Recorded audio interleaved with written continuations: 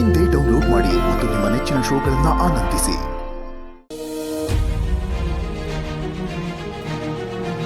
ನಿಧಿ, ನಿಜನೇನಮ್ಮ?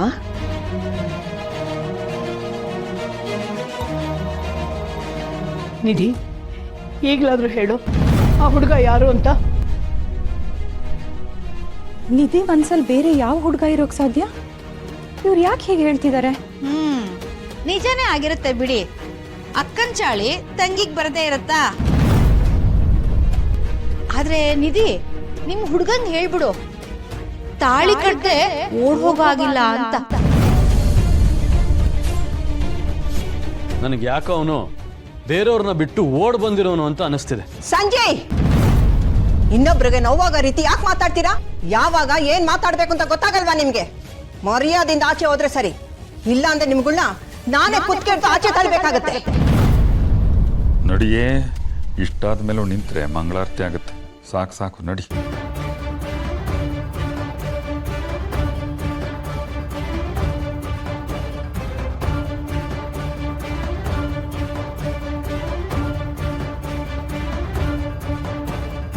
ನಿಧಿ, ಹೆದರ್ಕೋಬೇಡಮ್ಮ, ಹೇಳು.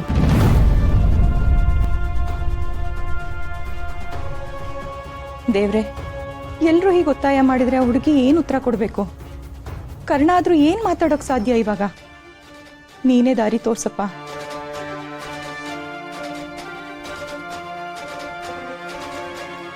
ಈ ಥರ ಧೈರ್ಯ ಕೊಟ್ಟರೆ ಎಕ್ಸಾಮ್ ಬರೆಯೋಕ್ಕೆ ತುಂಬ ಹೆಲ್ಪ್ ಆಗುತ್ತೆ sir. Thank you. Very good.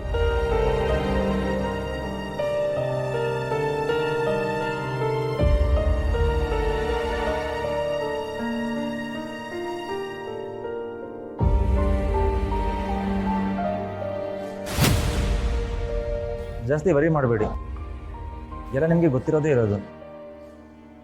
ಆರಾಮಾಗಿ ಬರೀರಿ. ತಗೊಳ್ಳಿ, ಮೊದಲು ನೀರು ಕೊಡಿರಿ.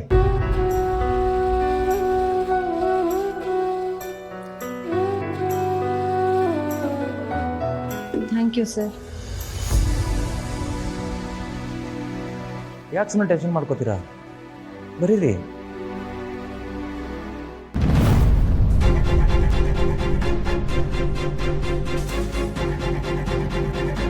ನಾನು ಬರೀತೀನಿ, ನೀವು ಹೋಗಿ ಸರ್. ನೀವು ಬರೆಯೋ ತನಕ ನಾನು ಎಲ್ಗೂ ಹೋಗಲ್ಲ. Sir please. It's my duty. Invigilator ಆಗಿ ಹೇಳ್ತಾ ಇದ್ದೀನಿ, ಟೈಮ್ ವೇಸ್ಟ್ ಮಾಡಬೇಡಿ, ಬರೀರಿ. ನಿಮ್ಮ ಮನಸ್ಸನ್ನ ಒಂದು ಕಡೆ ಹಿಡಿದು ನಿಲ್ಸೋಕ್ಕಾಗದಷ್ಟು ತೊಂದರೆ ಕೊಟ್ಬಿಟ್ಟಿದ್ದೀನಿ. ಐ ಆಮ್ ಸಾರಿ ನಿಧಿ. ಇದನ್ನೆಲ್ಲ ಸರಿ ಮಾಡೋದು ಬರೀ ಮಾತೇನಲ್ಲ, ನಿಜವಾಗ್ಲೂ ದಾರಿ ಹುಡುಕ್ತೀನಿ ನಿಧಿ.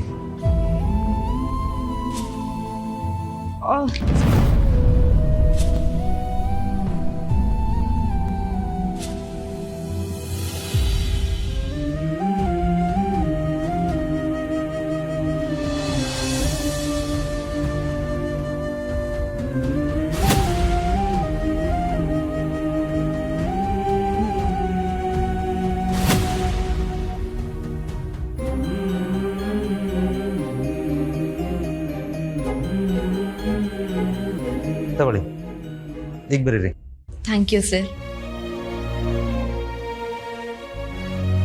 ಇದ್ದಷ್ಟು ಚಿಗುರ್ಕೋತಿದ್ದಾರೆ ಅಂದ್ರೆ ಇವ್ರನ್ನ ಬುಡದ ಸಮೇತನ ಕಿತ್ತಾಕ್ಬೇಕು. ಬೇರೆ ಯಾವ್ದಾದ್ರು ಹೊಸ ದಾರಿನೂ ಹೋಗ್ತೀನಿ.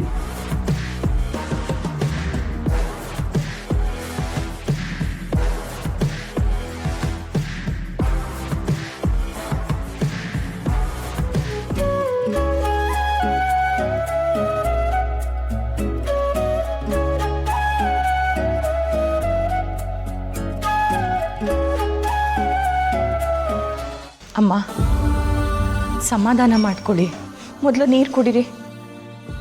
ಕುಡೀರಿ ಅಮ್ಮ. ಕುಡ್ಸಿ. ಈ ಮುದುಕಿ ಎಷ್ಟು ನೀರು ಕುಡಿತಾಳೋ ಅದ್ರ 2ರಷ್ಟು ಬೆವರು ಇಳಿಸೋಕೆ ಬೇಕಾಗಿರೋ ವ್ಯವಸ್ಥೆ ಒಂದಾದ್ಮೇಲೆ ಒಂದು ಆಗ್ತಾನೇ ಇರತ್ತೆ.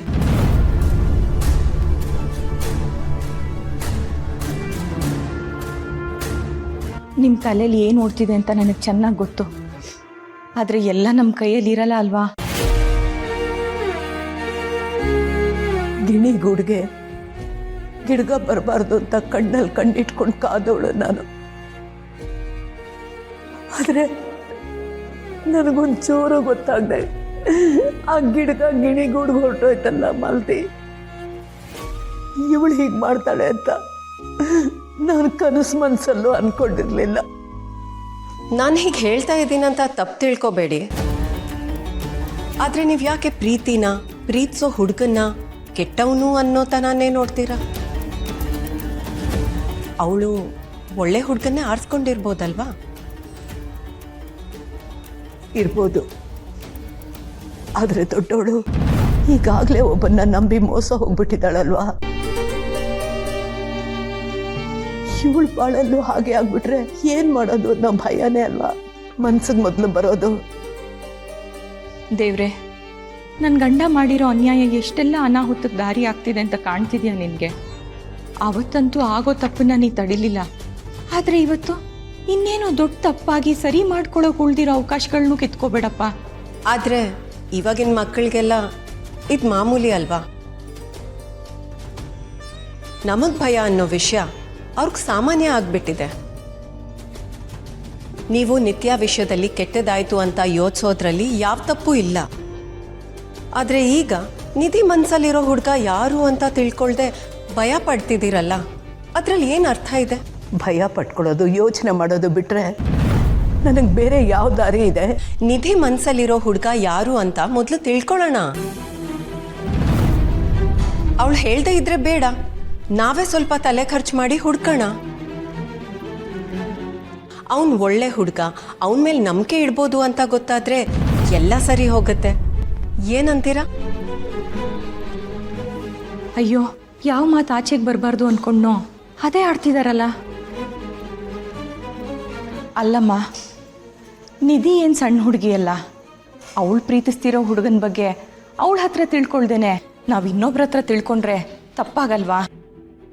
ತಪ್ಪಾಗತ್ತೆ ಅಂತ ಕೂತಿದ್ರೆ ದೊಡ್ಡ ಅನಾಹುತನೇ ಆಗ್ಬಿಡುತ್ತಲ್ವಮ್ಮ. ನನ್ಗೆ ಯಾಕೋ ತಾರಾ ಹೇಳ್ತಾ ಇರೋದು ಸರಿ ಅನ್ನಿಸ್ತಾ ಇದೆ.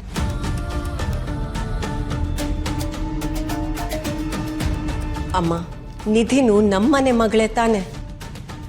ಅವಳ ಮೇಲೆ ನಿಮ್ಗೆ ಎಷ್ಟು ಕಾಳಜಿ ಇದೆಯೋ ನಮಗೂ ಅಷ್ಟೇ ಇದೆ. ನೀವೇನೂ ಟೆನ್ಷನ್ ಮಾಡ್ಕೋಬೇಡಿ. ಅಮ್ಮ, ಈಗಿರೋ ಪರಿಸ್ಥಿತಿಲಿ ನಾವು ಯಾವುದ್ರ ಬಗ್ಗೆನೂ ಯೋಚನೆ ಮಾಡದೇ ಇರೋದೇ ಒಳ್ಳೇದು. ಯೋಚನೆ ಮಾಡೋದು ಬಿಟ್ರೆ ನಾವೇ ತಪ್ಪಿಗೆ ದಾರಿ ಮಾಡಿಕೊಟ್ಟಾಗತ್ತೆ. ತಾರಾ ಹೇಳಿದ್ದೆ ಸರಿ. ದೇವ್ರೆ, ಕೆಡಕಾಗುತ್ತೆ ಅಂತ ಗೊತ್ತಿದ್ರೂ ತಡಿಯೋಕ್ಕಾಗದೆ ಬರೀ ನೋಡ್ಕೊಂಡು ಸಂಕಟ ಪಡೋ ಜೀವನನ ನನಗೆ ಯಾಕೆ ಕೊಟ್ಟಿದ್ಯಾ? ಏನು ಮಾಡಲಿ ನಾನು? ಕರುನಾಡ ಕಣ್ಮಣಿ